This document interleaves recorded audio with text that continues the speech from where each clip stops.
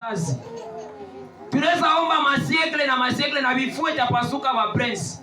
Kama watu hawajue principe za kupokea baraka. C'est pourquoi nikawauliza ile siku eske hakuna mtu mwenye anakuyaka huko anabarikiwa na nenda mlisemani ni si ndio? Juu ya nini? Ule mtu anakuwa na objective. Na wakati iko na watafuta kwa kitu atakuwa na nyewe pamoja kwa umoja.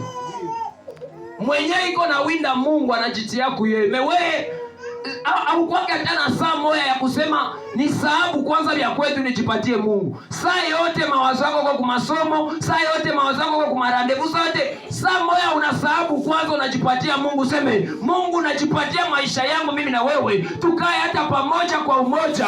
Nione kama naweza badilisha maisha yangu. Ngoja siku ya leo ajipatie wakati ya kukaa pamoja na Mungu. Pamoja na Mungu. Ujipatanishe na Mungu, seme na acha kwanza hii ya dunia ili niwe pamoja na Mungu.